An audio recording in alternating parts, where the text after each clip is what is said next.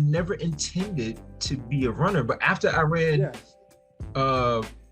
Brooklyn half, I said that is the hardest thing I had ever volunteered to do, and I was in so much pain. And like the first time you do a race, you're like, oh man, I'm never doing this again.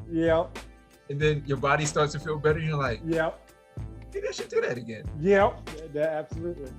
That was the beginning of my run journey.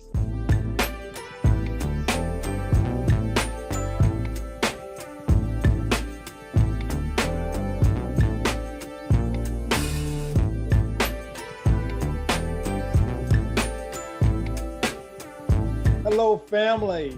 Welcome to another episode of the Live Run Balance Show. I'm your host, Kenneth Pinkney.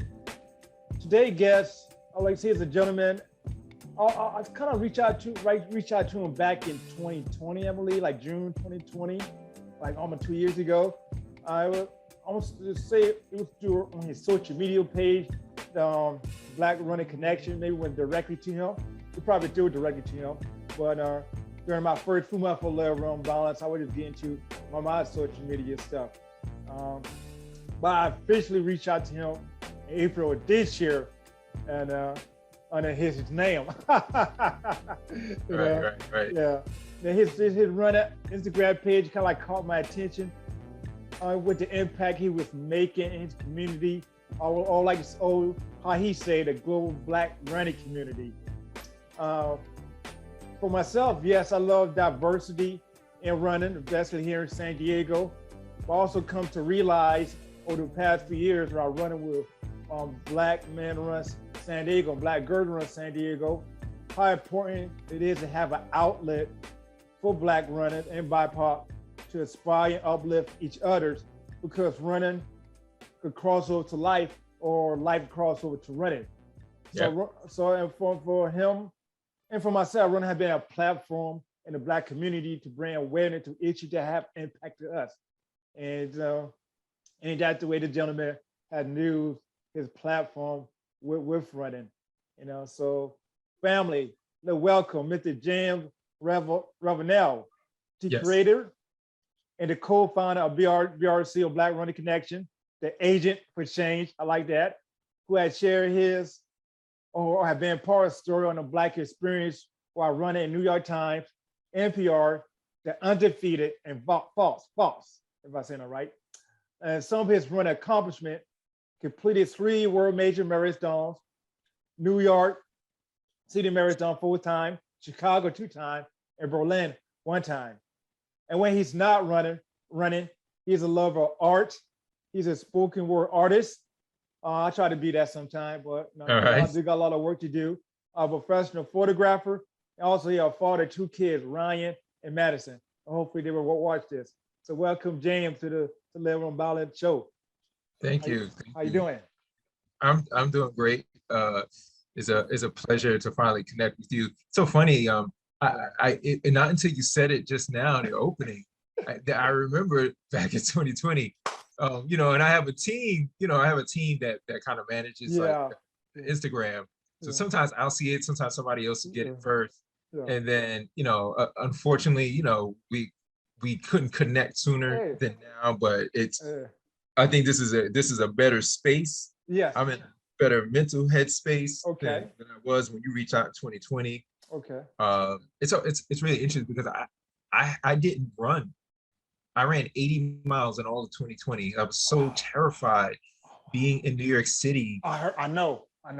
With so many deaths. I was just afraid to like trip and fall and have to end up in a hospital and getting COVID. I lost a lot of friends, a lot of people that I just knew. So, I'm in a much better headspace now than then. So, definitely.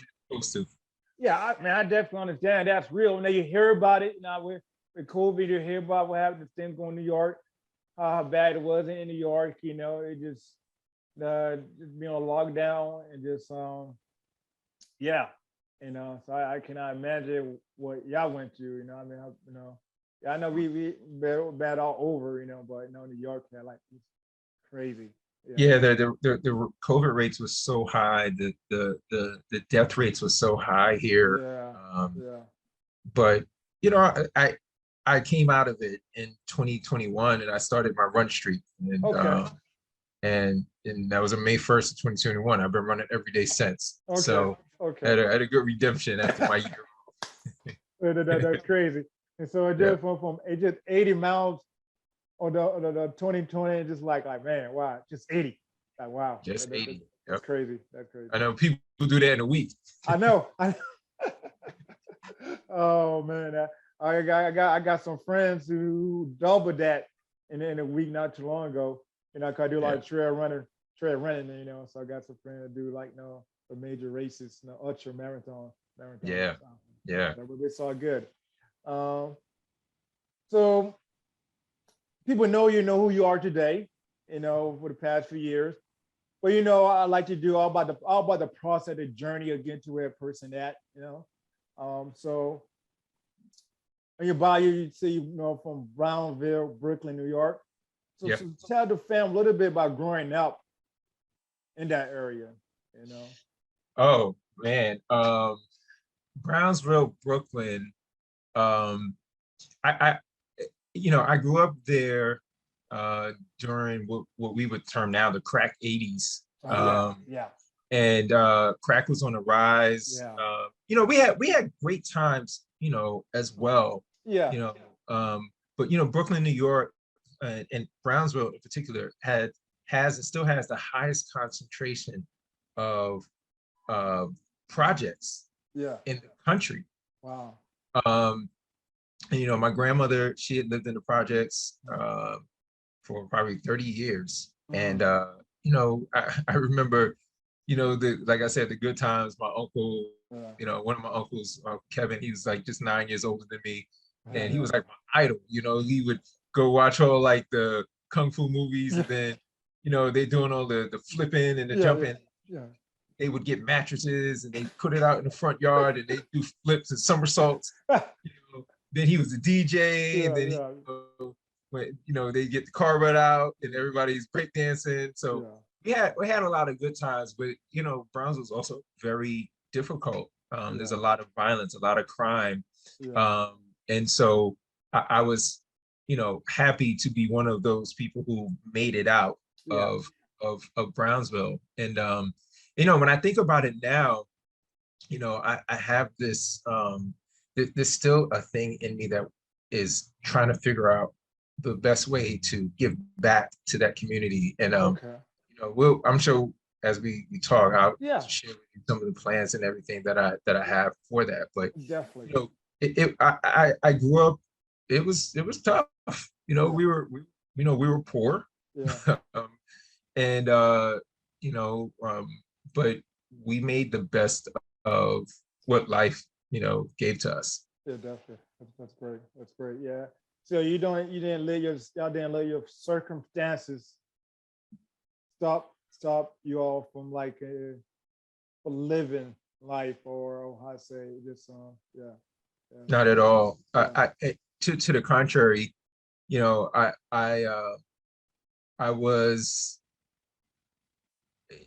I was skipped a year in junior high because Wow. Wow. I was just always trying to figure out, Mhm. what can I do to finish school faster so I Yeah. can help support my family. Yeah. Oh, wow. And so I studied hard. Yeah. I was a smart kid. I Yeah. had a way of figuring things out. Yeah. It's something that I just had an aptitude for. Yeah. And my goal was always to be able to finish school so I could start working, or Yeah. college was kind of like in the back of my mind, but Yeah. working was always the thing because I knew Mhm. it was a way to help my mom and my sisters, Yeah. during those tough times. So Mhm. I got skipped, and then I finished high school when I was 16 years old, Oh, wow. and I started working for New York Telephone, which became 9X, which became Bell Atlantic, which became Verizon as we know it Yeah. today, Absolutely. Yeah. and spent a 25-year career with them Oh, wow. before moving around to other companies. Okay. So going to undergrad and then grad school, and those are things that I never thought about as a kid Mhm. that I'd be able to do considering what I saw around me. But Yeah. I knew that that wasn't that wasn't everything.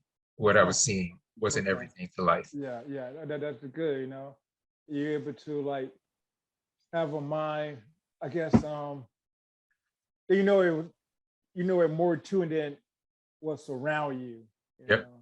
Yeah, Yep. so and I guess that what kept you going.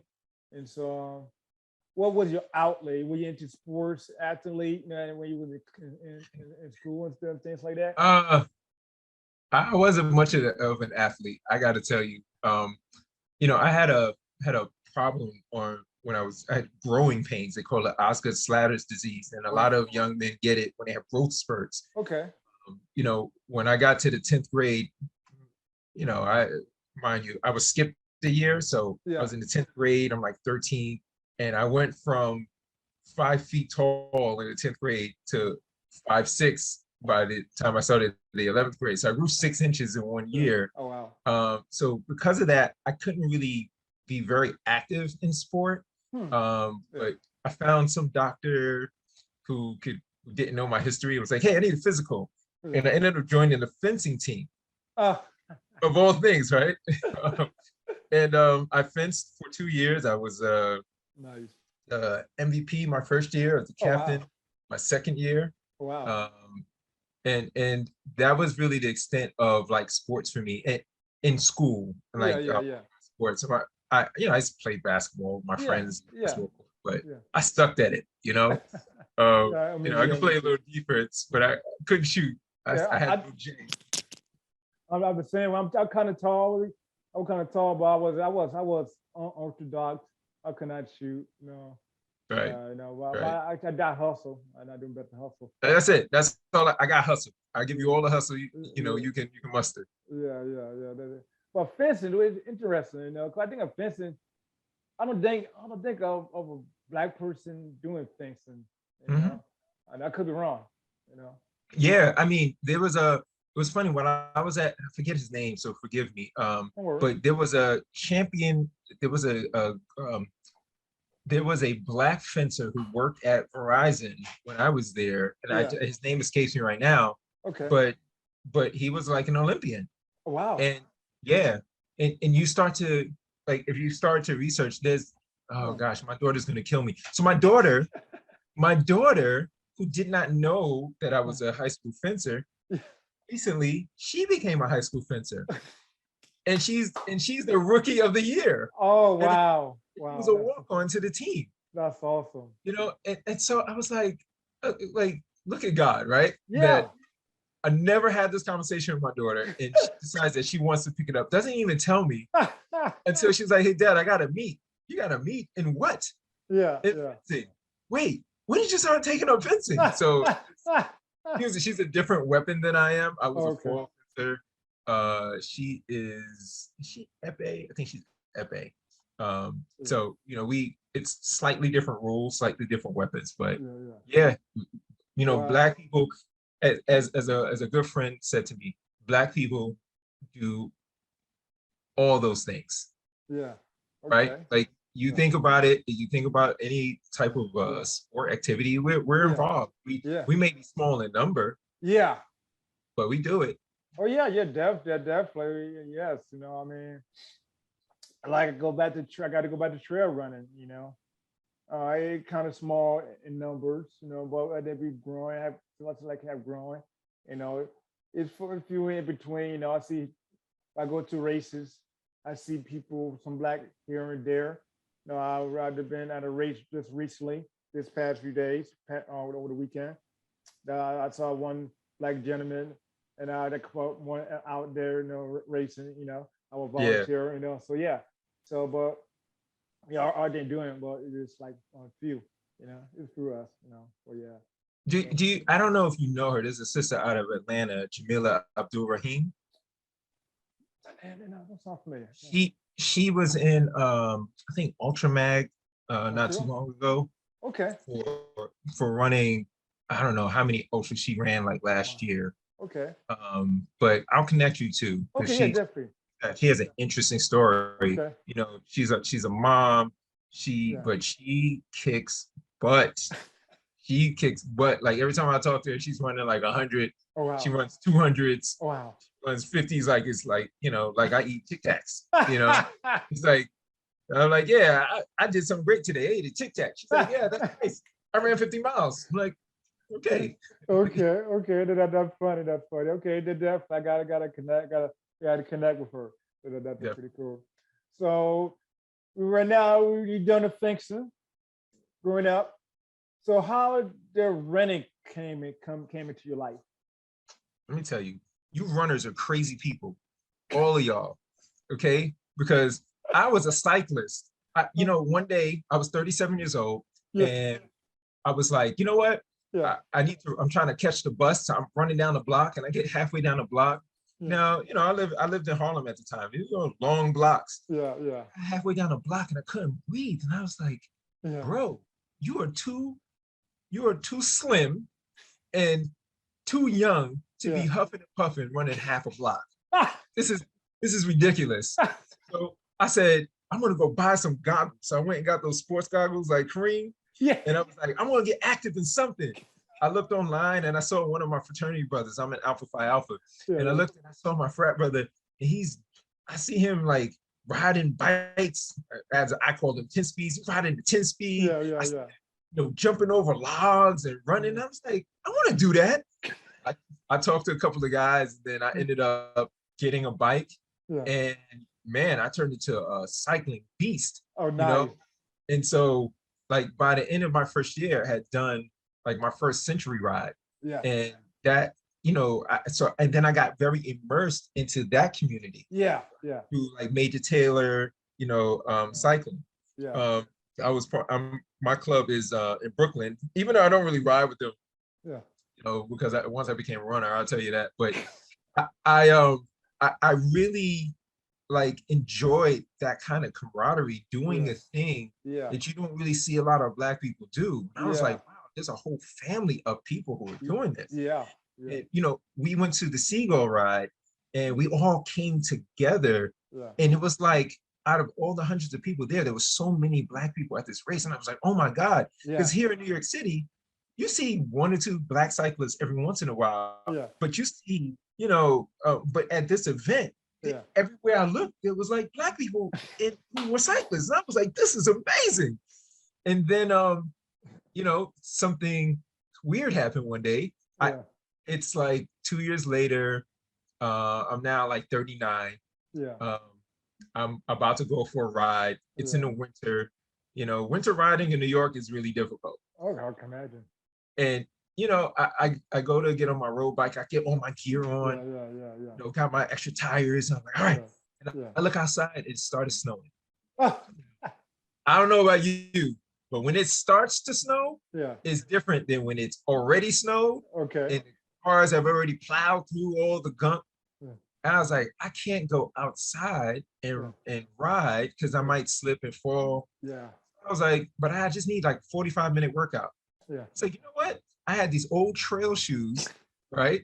That I used once for one of those obstacle course races. Yeah. I was like, I took my bike computer Yeah. and I took it and I threw it in the back of my jersey from my cycling kit. Yeah. And I just turned it on and I said, I'm gonna go for a run. Okay. I come back, I upload my run, Yeah. right? It was a ride. I had to convert it to the run. Yeah. And then I uploaded it to Facebook. Yeah. Not thinking nothing of it. Yeah. And then I started seeing all these comments. I was like, why am I getting all these comments on my Facebook? Because I always put my ride. Yeah. Now I put my run up. Yeah. And they were like, my friends were like, hey, did you just do that run? I was like, yeah. Yeah. They were like, people looking, they said, well, you just ran that pace? I was like, yeah, I guess so. And they said, this is your first time running? I said, yeah. I said, is something wrong? Because I'm like real confused right now. I don't know anything about running. Yeah. I've been trying to run that pace for 3 years and you're doing your first run? I can't stand you. I was like, what? I was like, maybe I got something here. Maybe I have an aptitude that I don't know about. Because I'm going to tell you, Yeah. I used to look at runners when Yeah. I'm on my bike, and, Yeah. and me and my friends, I'm like, where are they going? Yeah. It's 10 degrees outside. I know. Where are you running right now? Why are Mm. you outside I know. running somewhere? And it just would crack me up. Yeah. Yeah. And then after I posted that run, a lot of my friends who were runners Yeah. started saying, hey, you should come do this race. You should do Okay. that race. No, you're crazy. I'm not doing that. Why would I run? Like when I can ride my bike and be Yeah. 40, 50 miles away. Yeah. Yeah. And one of my friends, Cheryl Dono, Mhm. she's my Delta Sands. Both of us pledged in 1995. Okay. She had that kind of cachet that she'd be like, hey, you're gonna come do this race with me. So she made me sign up for Brooklyn Half Marathon. Oh, nice. And I was like, all right, I guess I need a tune-up. So I Yeah. signed up for I forget the name of the race, but it was like Yeah. Run for Your Life, 4 miler, something like that. Okay. And they started me, New York Road Runners, you gotta earn your keep, right? You gotta Yeah. earn your right to the front. And they put me all the way into like the last corral. And I'm just like passing people. And Oh, I'm like, nice. I see one of my friends and I'm like, okay, maybe I should stick with her because Yeah. Yeah. she runs all the time. Yeah. And after a while, she was like, hey, I think you should just go ahead. Go ahead. And I just ran and I finished. And I was like, Yeah. oh, that wasn't bad. Yeah. It really Yeah. was an accident. Like Wow. I never intended to be a runner. But after I ran Yeah.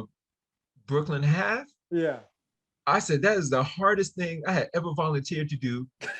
And I was in so much pain. And like the first time you do a race, you're like, oh man, I'm never doing this again. Yep. And then your body starts to feel better. And you're like, Yep. maybe I should do that again. Yep. Absolutely. That was the beginning of my run journey. That was the beginning. How long ago was this? That was in 2014. 2014. And that when AR started, the birth of BRC. Yeah. Well, so I'm gonna get for that next question. Okay. Yeah. So tell about the idea of BRC and with that idea, how the idea become a reality. I know you're about to talk about it. So I know I talk a lot, but I wanted to paint. I wanted to paint a picture of you, paint a picture for you. Okay. My experience of cycling. Yeah. And there were so few of us, but with Major Taylor, like I said, I'm part of Major Taylor Iron Riders. And so down to the Seagull Century, and we eat together, we ride together, we did everything together. Yeah. And I was in late when I started running, I joined National Black Marathoners Association page on Facebook. Yeah. And like I said, you start signing up for other races because it's really infectious, especially when you get a medal. Because in cycling, you don't really get to me. Back then, you didn't really get medals for cycling. Okay. Unless you were doing like a fondo. So I was like, I like this medal thing. It's pretty cool, right? A little shiny, little cute little thing. Yeah. I noticed after I had signed up for Miami half marathon. Yeah. There were so many people in NBMA's group that were posting that they were going to be there. And everybody was like, hey, is there going to be, is anybody getting together? And to me, it was just weird because from the cycling community, we always get together. It's like that's what we do. And I was like, all right. So I created a group and it was like 2015 Miami Marathon Black Runners Connection. That was the name of the group, right? And so I started pasting that group to all of the threads saying, hey, if you're going to be in Miami, join this group so we can all get together. Because that was my framework, that this is what Black athletes do. Yeah. And so when we get down to Miami, by the time we get down there, we have like 40 people in the group. Wow. And we end up having 60 people show up to the meet and greet. It was just like this little Italian restaurant. Yeah. The name of it, I gotta look it up. Yeah. But it was so amazing to see. Everybody was just like, oh my gosh, there's so many of us down here. Yeah. And then we went from that event, when we left and got back to New York, we were up to 140 people. Wow. And so we started sharing the pictures, and everybody Yeah. was like, oh, hey, can we keep this group? I said, yeah, I'll keep the group, but it'll just be for Miami Marathon. So I took Yeah. off the 2015 part of the name. Yeah. And then, it was like Miami Marathoners, Black Runners Connection. Yeah. And everybody started saying, hey, are anybody going to this race and that other race? Yeah. And they were like, hey, can we, what about the other races, James? Why can't we get together for those? Yeah. So like, all right. I was like, I don't really want to make another run group. We got MBMA. Like, what else do we need? Yeah. But then they pressured me to keep the group because I was about to delete it. They were like, no, keep the group. I was like, all right. So then I was like, you know what? I'm just going to knock off the Miami Marathon part. Yeah. And brother, when I changed it to just Black Runners Connection, Ooh. exploded. Ooh. Exploded. Wow. It is literally a happy accident. Wow. And so many people just started finding the group. It was so grassroots. Yeah. We were a nice little niche community in the beginning. Pretty much you had to be recommended by someone that was in the group in order to get into the group. Oh, wow. And it was just really cool, very grassroots. Mm-hmm. We started like meeting at different places. I remember 2015 going to Publix Marathon in Georgia. Yeah. And I walked in with my son, Cheryl Donald. Yeah. And I walk in with her. And as she would tell it, people ran up to me, James! And I was like, y'all know me? I couldn't believe that people knew who I was. Yeah. But it was really like the early part of building this community. Nice.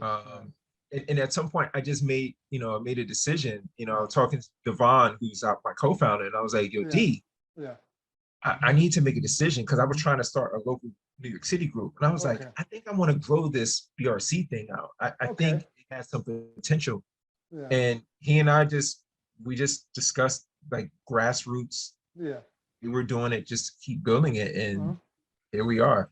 Oh, that's great. Here you are. Yeah, definitely. For going almost concluding 10 years, so still going strong. Yeah. So, do you ever imagine that BRC Black Runners Connection will have become what it is today? Not at all. I mean, literally, like I said, this was a happy accident. Yeah, happy accident. Okay. The happy accident. One of the things that we say, our culture, we have one rule for our group: be kind to your fellow runner. Okay. That's it. One rule. One rule. Because everybody understands what kindness is. You can. It's a universal language. No matter where you go, you understand when someone's being kind to you. Yeah. And so that has kept a simplicity in the way that we govern ourselves, in the way that people approach us, because we say that from the jump. Just be kind to your fellow runner. Yeah. So we don't ask for anything else. People, they come to our group, they talk about running. Yeah. They talk about athleticism. They talk about the Black experience sometimes. Yeah. In America, because it has become for many a safer place. And I don't know if there's ever like truly a safe place, because everybody has opinions about things, but it is a safer place for us to talk about the things that impact us globally. And just seeing where we're heading, and just wanting to get some people together. Never imagined this. Wow, that's great. To do something by accident and then see how far you're able to go with it. Don't know how far you're able to go with it. Yeah. But to see where you're at and where you started from, the process of it, make it a beautiful thing. Yeah. So the agent for change. So what is the story behind that? That's just a name you come up with, or what? No. Talk about it. they're especially in the George Floyd, Ahmaud Arbery Mhm. era that we're in.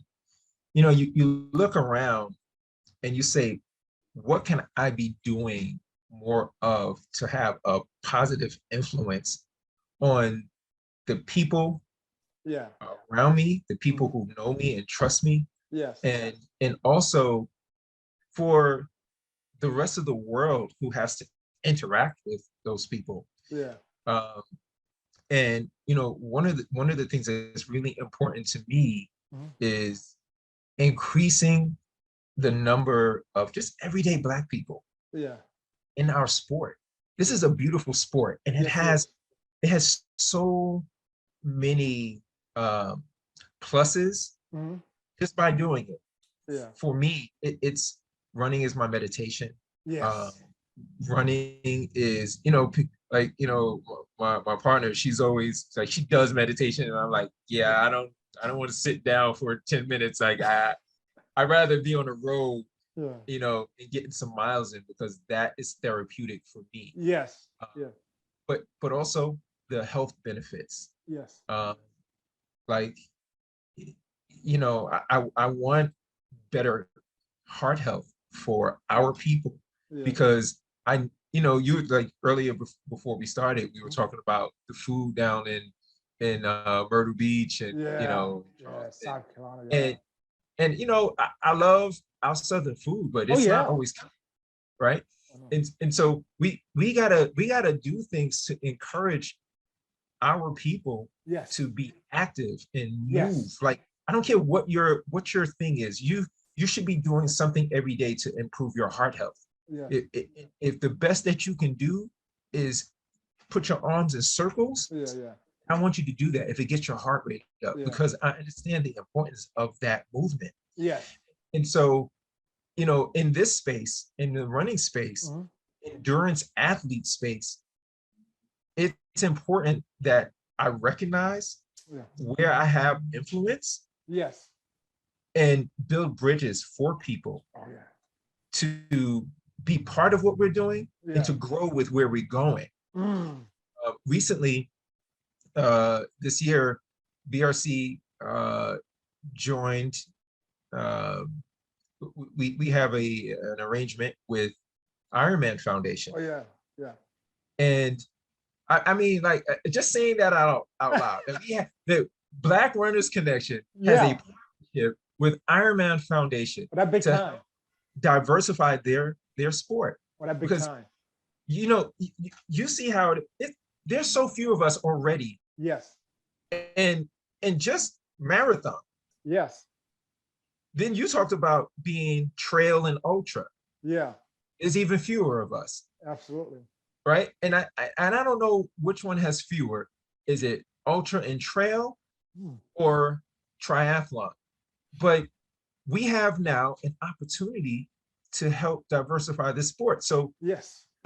just last month, I went down to Chattanooga Yeah. for the inaugural race, Nice. and we did a relay. And there were, I'm going to tell you, Yeah. there were 9 of us athletes down there, Wow. part of this Ironman Foundation. Their program's called the Race for Change. Yeah. And you know, at one point, like, you know, we're doing a relay. So Mhm. you got a swim leg, you got a bike leg, Mhm. and you got the run leg. And BRC, we were providing the bike, the run leg. Okay. Major Taylor Cycling is providing the cyclists, and Okay. Black Kids Swim are providing the swimmers. And let me tell you, Yeah. Yeah. ain't no kids, they can swim, boy. I mean, they are amazing, Okay. right? And Yeah. and so us being there, 9 Black people Yeah.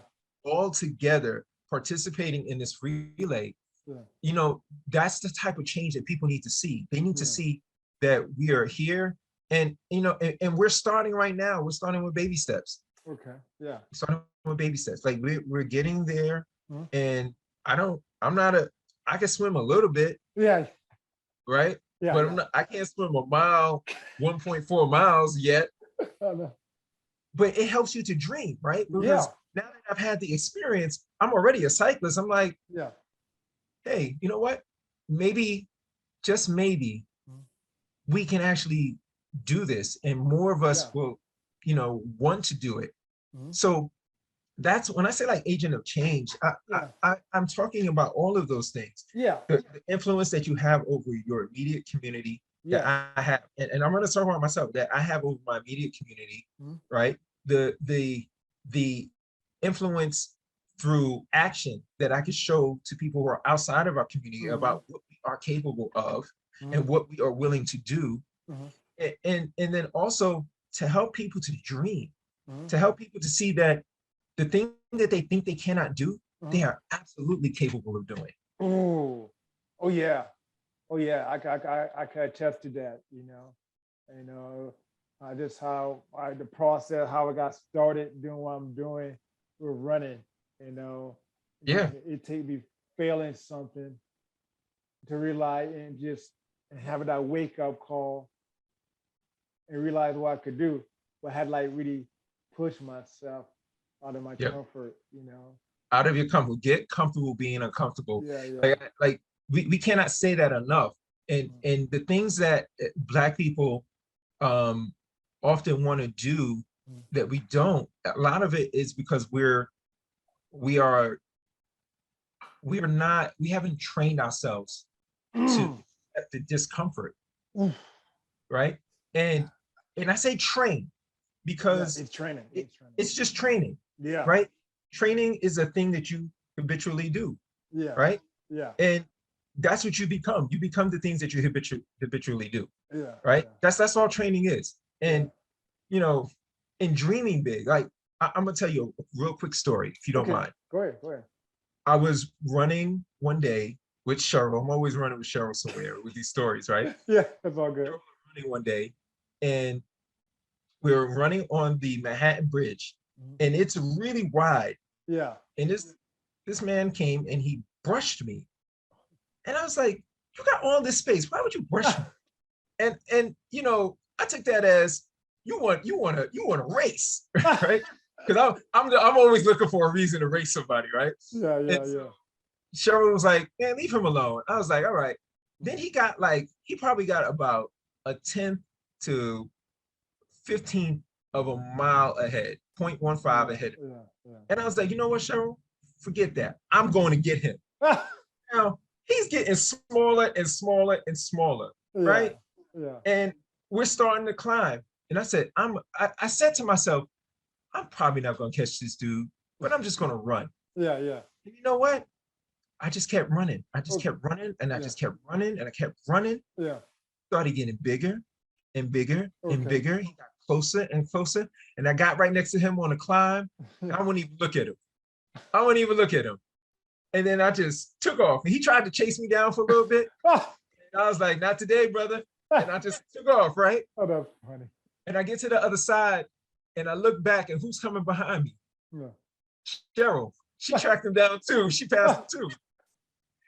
And the thing about this story for me, it's not even catching him and passing him. Yeah. It's that I didn't believe that I could do it. Yeah.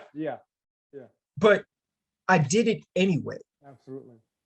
And so, today I told you I was at a funeral this morning. A dear friend of mine passed away. And when I was leaving, and this is what I talk about, your circle of influence. Yeah. This sister, she saw me. I haven't seen her in about 3 years, maybe 4 years. Yeah. She looked at me. I had my mask on, and she was like, "Brother Ravenell." And I was like, "Hey, sis." And she said,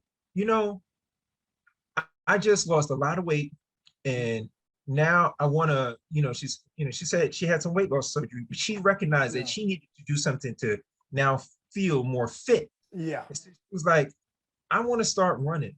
And I said, "Sis, I got you." Okay. She was like, "But I got this bad." She says, "I just turned 40 and I got this bad knee, and I just don't know if I could do it." I said, "Don't worry about that. I got you." Okay. Right? I'm going to help you to get to where you need to be. And even if you never run, you want to move in such a way that you are doing what you are able to do. Yeah. I'm helping her to dream. Yeah. Helping her to dream. Like she wants to do a thing, but she can't see it. Okay. Yeah. But I can see it. And that's what, for me, being like an agent of changes for other people. Yeah, It's like helping that. them to realize the thing that I know they can do. Mhm. And I like to help them to see that. So that's great.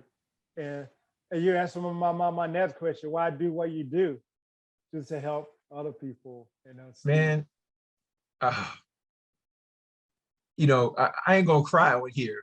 Because oh, Go ahead, all my cry, friends, cry, cry, all my cry. friends, they know I'm very emo. But I gotta tell you, I am I'm very selfless in that respect. Okay. I love to see greatness in people. Mm. I love for people to see that. I love when I'm watching someone about to do something that's going to change their lives. Yeah. I like to be a witness that moment. I like to Yes. be part of that moment for them when they're like, wow, I can really do this. Okay. Like I can, whatever it is. Yeah. I try to be the champion for people. When they say they want to do a thing, I always want to help. I'm not a coach, Mhm.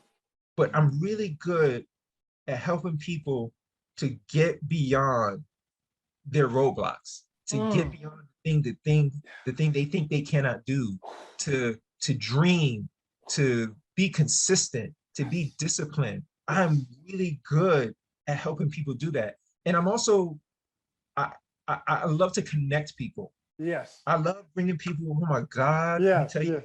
I don't run these miles to run these miles. I run these miles for the family. Yes. In BRC, we call ourselves the cousins. Okay.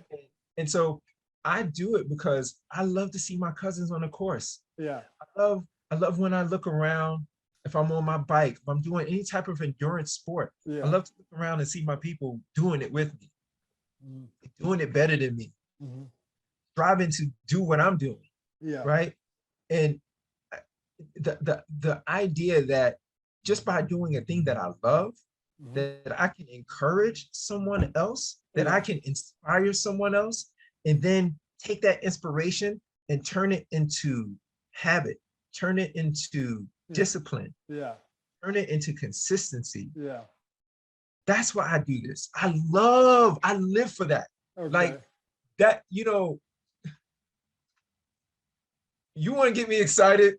Yeah. you Go know, ahead. Go ahead. Get you started. ask me, you ask me what I want to do for other people.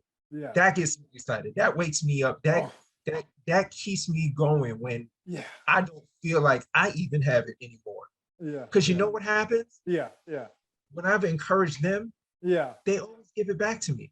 Ooh. They always give it back to me. They take care Yeah. of me too. Yeah. So I hope I answered that question, Oh man. yeah. Oh, no doubt. No doubt. Yeah, Oh man, that's a great stuff. I can relate so much. What you're talking about. The running damn been good to me. Yeah, I got a lot of injury now, but the community, the people that community. that I got to know over the years since I started this running, pretty crazy running thing.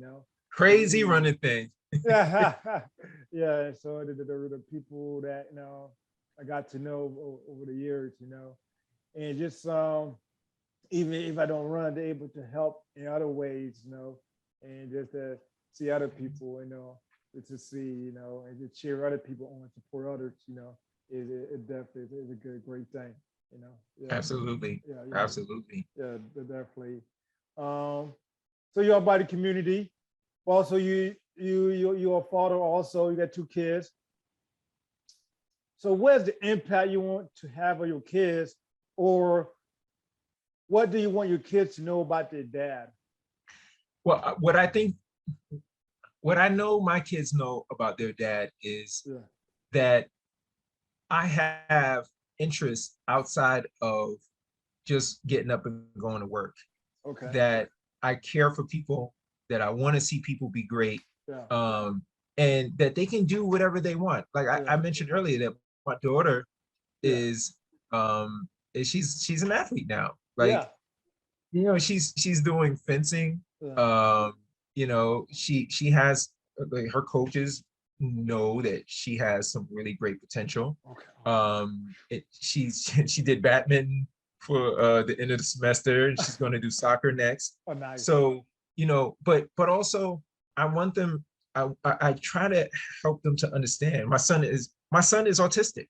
Okay. Okay. My son is autistic, and he is in college. Oh, wow. He is away at college, and he's an RA. Okay. And this boy couldn't talk when he was 3. Wow. So, I mean, I want them to know that they are my heroes, Mm-hmm. my kids.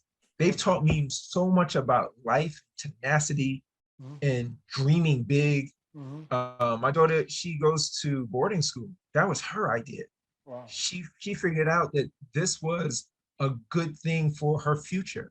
Hmm.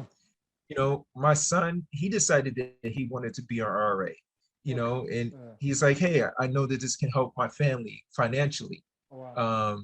And that, it gives him a thing that he can invest his time in. Mm-hmm. And I just, I, you know, I want my kids to know that they are my freaking heroes every day, that they are my heroes. I'm still dad. I'm still give them the guidance of someone who's been on this earth longer, but they amaze me all the time with the things that they overcome, the things that they find interest in. They keep me motivated, excited about life. That's beautiful. That's beautiful. Yeah, definitely. So your life outside running, you got a job, you're running, but you have many hobbies, as we talked about earlier, or you spoken word artist, a professional photographer, you know. So tell a little bit about what I want to ask, how are you able to manage all that? Also, you started out a music group. You got a music group you're trying to build also. Wow. Oh, so all right. So look, so the music group is our little, I'm learning how to play the bass. My son's learning guitar. And my daughter is learning guitar and a little ukulele. My son's learning a little bit of keyboards. So we call it's just our little thing. We call it really bad band, right? Okay. Because we sound terrible when we're playing. Yeah, we have so much fun when we're doing it together. That's cool. But as far as like managing the other hobbies I have, I just feel like it's important to have outlets. Yeah. And especially artistic for me, excuse me. Okay, don't worry.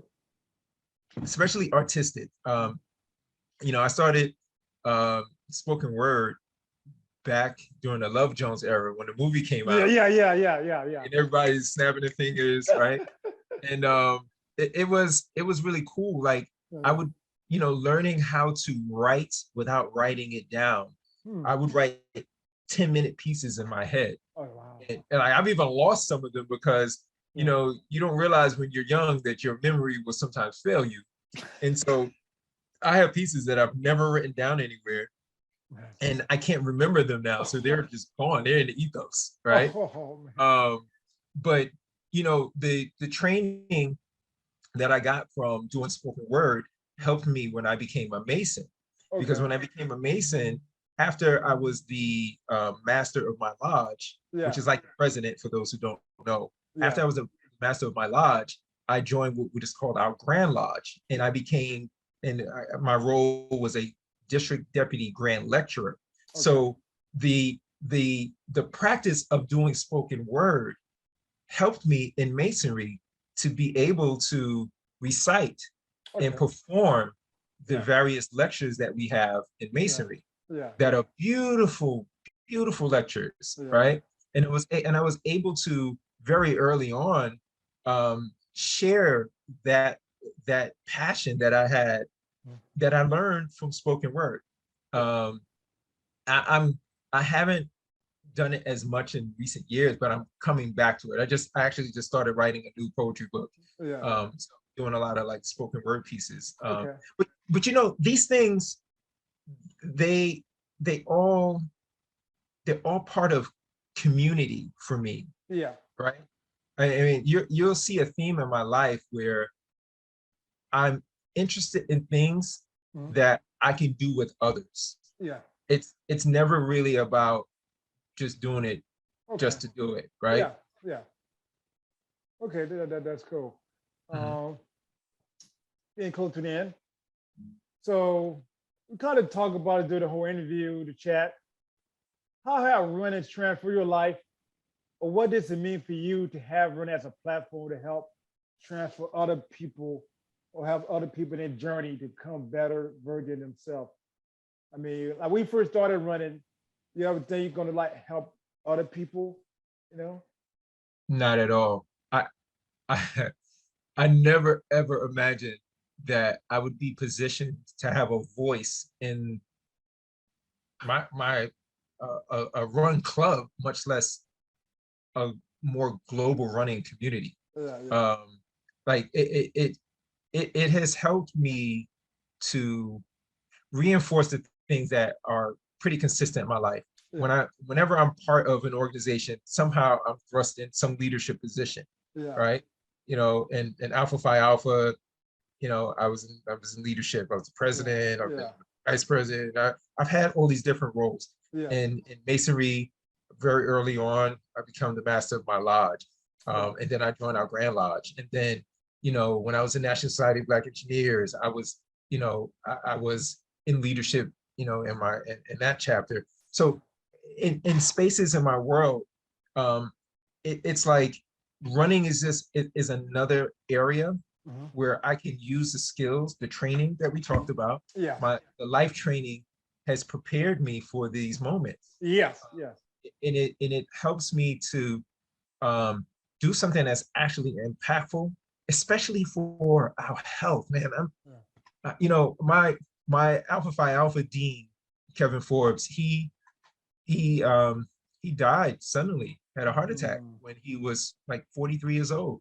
Oh wow, And you know, I just said to myself so many times, like, man, what could I have said to him, hmm, help change his life yeah, so that he was more active and yeah, did things that would help improve his livelihood, yeah, his fitness and his health. yeah, And you know, I think about that every day. yeah, I love him, I miss him, yeah, and you know, it's like telling someone you love them, hmm, right?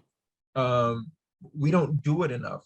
hmm, Well, I don't think in the Black community, I don't think we talk about heart health enough. I don't think we talk mm, about fitness enough.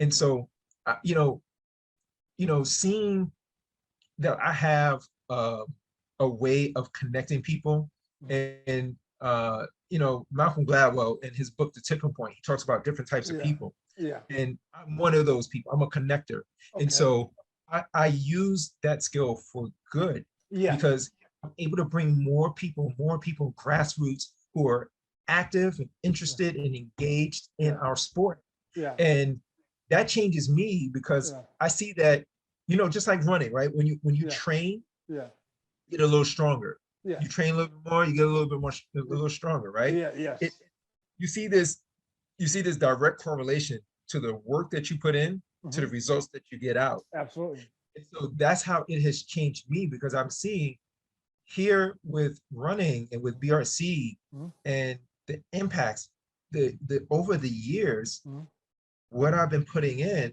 hmm, and what my team has put in, yeah, we're starting to see dividends happen from yeah, yeah, it. And so I want to continue that. I want to just keep doing as much as I can to have positive influence yeah, on people who who will be around me, who yeah. I have access to. Okay, I love that. That's great. Before the with the final question we talked about already, but you're doing like the a lot of great, pretty good marathon. You done in New York, Berlin. Hey, you gonna do Boston? Go to Boston? I will do Boston one day. Okay, You okay. know, this is one of those I have to believe that I have to try it even if I don't believe that I could get there by qualifying, right? Okay, okay. Meaning right now, you know, this is the first year where I'm just like, hey, I just want to enjoy running. Okay. And right. And I'm 47 now. I feel like as long as God gives me breath, that I'll have an opportunity to Yeah. try to qualify for Yeah. Boston one day. Okay. Um, but it may not happen. Okay. And if you asked me this 4 years ago, I'm like, no, man, I'm going for it, and I've gone for it. It Yeah. hasn't worked out. Yeah. But what I realized though is talking to a lot of people who've gotten there, it's just a consistent formula. You gotta want to do it, and then you Yeah. gotta get your butt up and train like you Yeah. want to do Oh, yeah. it. And I've had the verbal desire, but I haven't trained like somebody that's trying to train for Boston. And I think for now, like this Okay. year, I'm enjoying. I told you I started my run streak. So I think Yeah. today is day 416 for me that Okay. I've been running at least a mile a day. Okay. And that's been pretty transformative for me. And but well, I'll listen, I'll do Boston one way or another. If I have to do a charity, then I'll do a charity. Okay. A couple of years ago, I couldn't even fathom that. There was so many people who make you feel like you have to be an absolute purist. And the only way you should run Boston is by qualifying. But you know what? Yeah. Do you? Okay. And if you don't have the ability or the desire to qualify for it, Yeah. raise some money, have Yeah. a positive impact Yeah. on someone else, right? Okay. In their life. And that's where I'm at with it right now. Okay. But I joked recently to someone that I wasn't fast enough. I'm fast enough. Yeah. I'm fast enough. I just gotta train. I There just you gotta go. train like I want it. There you go. So I'll get there. But it's you know the way my world is changing right now. Mhm. Like I may I may become an Ironman before I qualify for Boston. You know what? You never know. Things happen the most unexpected ways. And Yep, sometimes you gotta let your spirit lead direct that's you. right. Yeah. That's right. Yeah. God So makes no mistakes, man. And yeah, so definitely, definitely. I look at where I am, and I never imagined I'd be here. And so Yeah. I'm just gonna just follow what God's leading me. But there you And go. yep. There you go. Love it. So anybody design your outfit? I see you the outfit that you wear do your running, like the tights or whatever, no? So so this logo, this the human here, Yeah. I had hired a friend of mine, Victoria Fleary, Okay. and she designed the initial logo. Okay. And so the Black Runners Connection used to look a little different, but I always loved this part of the logo. Right. And so I'm handy around Illustrator. So I redesigned the logo using the human, Okay. and I redid the logo. I Okay. rebranded it. Okay. But I designed all of this gear. Okay. Um, like all of Yeah. these Yeah. little Yeah. yeah, like Okay. any gear that you would see on our website, which is right now, people can, when they buy, I don't want to brand if that's not okay. So Yeah, let me know. that's cool. Um, That's cool. yeah, so like right now I use my apparel site, chesterandlot.com. Oh yeah. And that's where I sell the BRC gear. Okay. But anything that you see on there, I have personally designed. I can't Okay. take credit for the little man, but I can take credit for all of the other designs that I've done with that logo. Okay. You got the fresh running gears, I mean, I see you got these running tights. You wear the design on running tights. Okay. So I don't design all of those tights. Okay. I have a company I purchased from, but Okay. I have some in the work. Okay. I'm so right now I'm kind of in this weird space with the manufacturer that I'm using.